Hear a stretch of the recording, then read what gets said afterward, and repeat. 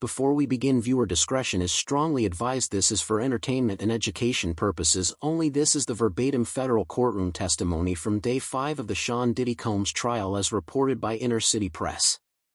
What unfolded during this session was not just another day in court, it was a seismic shift in one of the most high-profile celebrity legal battles in modern history. For the first time, Cassie Ventura took the stand to reveal what she claimed to have witnessed inside Diddy's hidden underground tunnel spaces, allegedly designed not for music fame or even their volatile personal relationship but for something far more sinister. Her sworn testimony painted a harrowing picture: secret rooms, illicit drug use, masked women, and a network of control that extended beyond her own experience. While some details were redacted to comply with platform guidelines, the core narrative remained intact, leaving the courtroom and now you, the audience, with a chilling account that could reshape public perception of power, influence, and silence in Hollywood.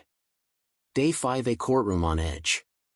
The fifth day of the trial opened under a cloud of palpable tension. Reporters arrived earlier than usual, notebooks at the ready, cameras rolling discreetly outside the courthouse. The public gallery, usually half-filled, was packed to capacity. Jurors sat stiff-backed, eyes darting between the witness stand and the defense table. There was an unspoken understanding among everyone present today would be different. Cassie Ventura entered quietly, flanked by security personnel. She wore a neutral-colored blazer and kept her hair pulled back, projecting calm despite the storm brewing beneath the surface. Her expression was composed, though traces of fatigue were visible in the soft lines around her eyes as she took her seat across from the defense team. A hush fell over the room. The judge, aware of the emotional gravity of the proceedings, reminded everyone that decorum would be strictly enforced. Then the questioning began. A shift in strategy. From the outset, it became clear that the defense had altered its approach. Gone were the expected questions about the timeline of Cassie's relationship with Diddy or inquiries into emotional manipulation. Instead, the lawyers steered the conversation toward architecture, specifically the layout of Diddy's Los Angeles mansion. They asked about the design, how many floors, what kind of security protocols were in place, where were the cameras positioned. It seemed like an odd detour until the question came. Miss Ventura, have you ever been beneath the property, inside the tunnel? Gasps rippled through the gallery. Prosecutors objected immediately, calling the line of questioning speculative and irrelevant, but the judge allowed it. Cassie paused. She looked directly at the jury before answering. Yes.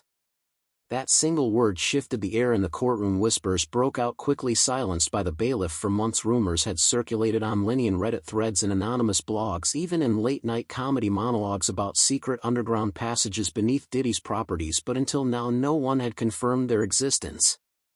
The defense attorney leaned forward slightly. And what exactly did you see when you went down there?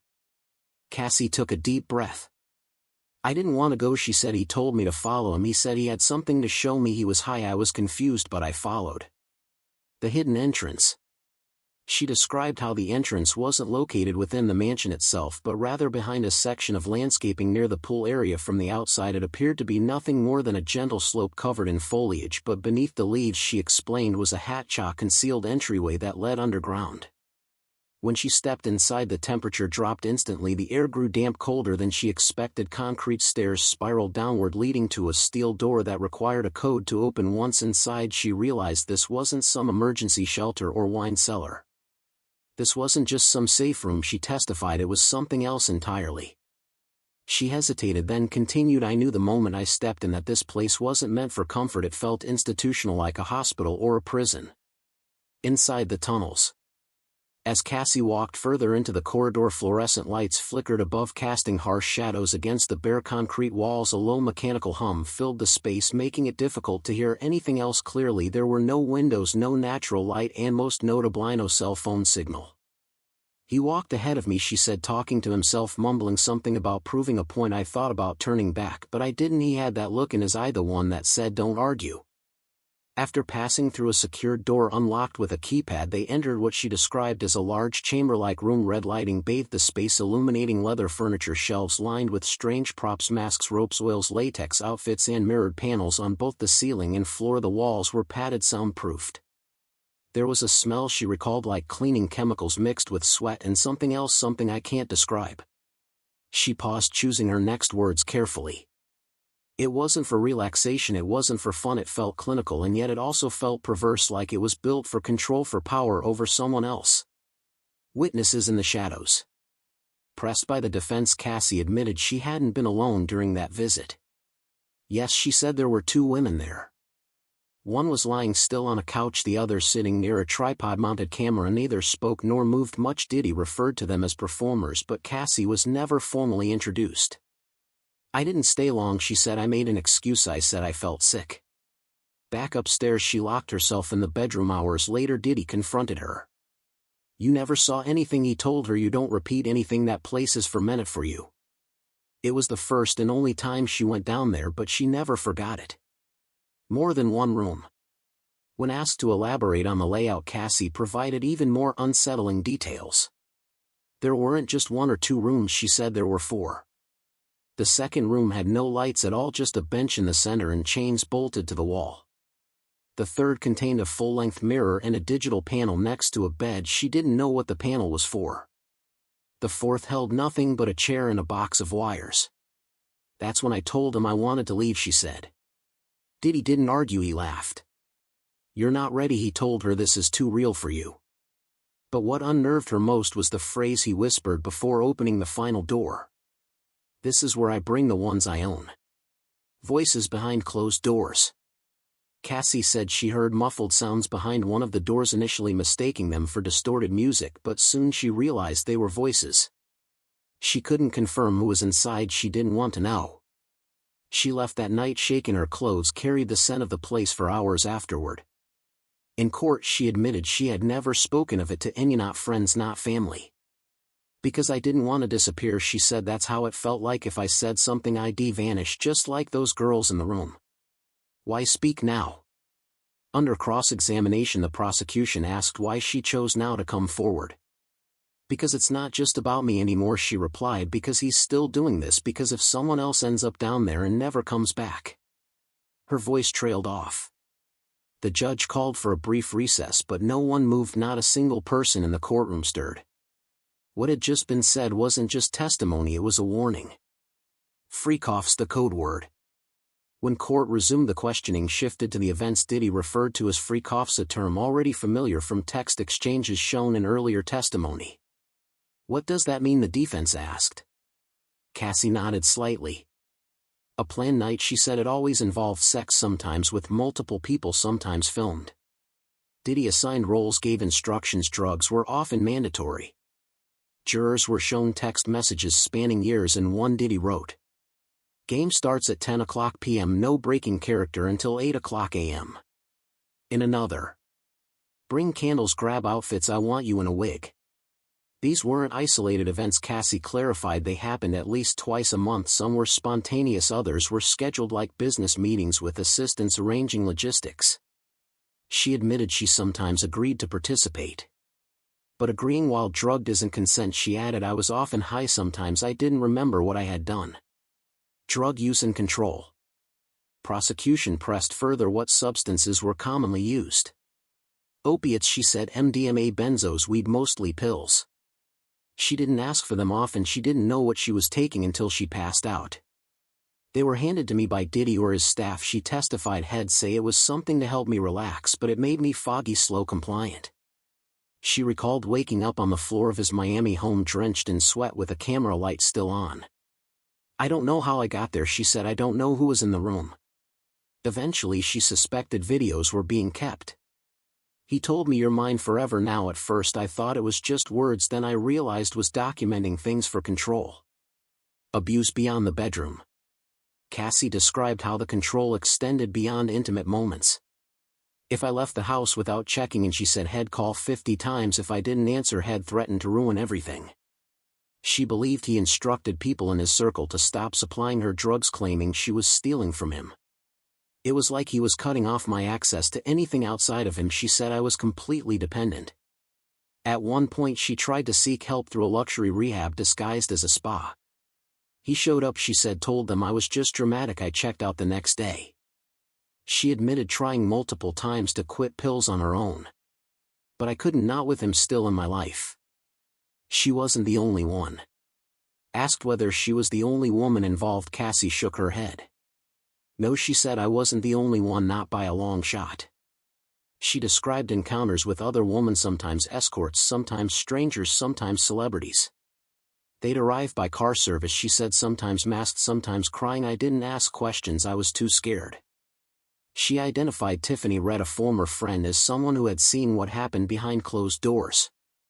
She was at my 29th birthday party, Cassie said. She saw things, she told me it wasn't okay, I didn't listen.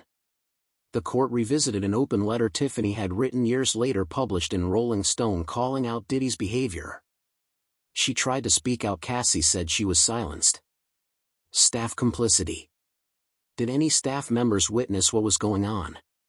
Yes, Cassie said.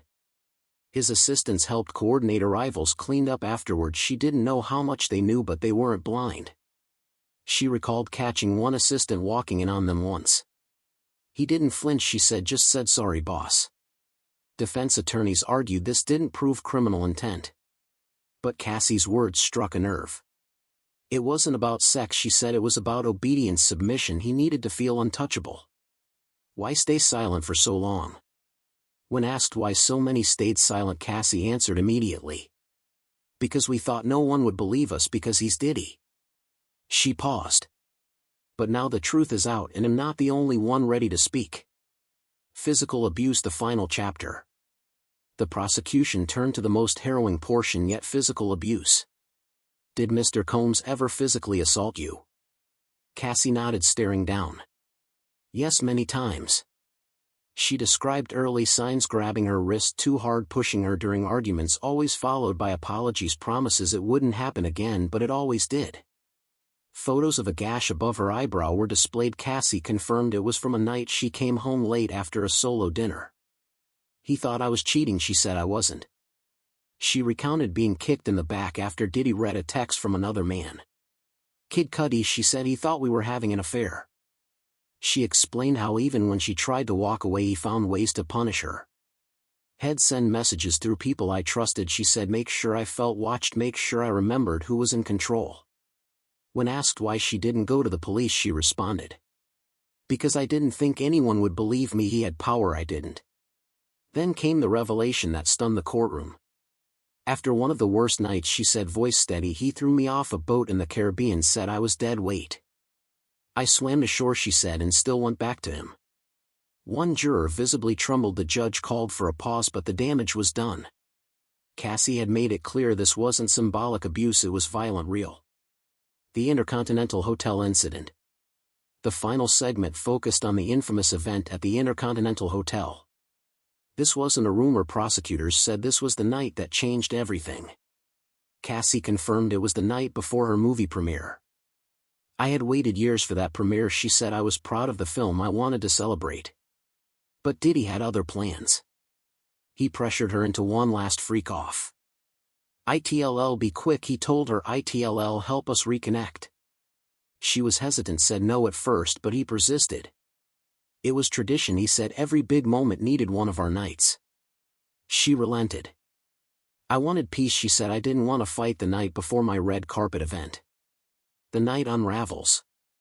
Driven to the hotel under the impression it would just be the two of them, Cassie instead found two women and a male dancer waiting. Candles, cameras, masks. She was given a pill.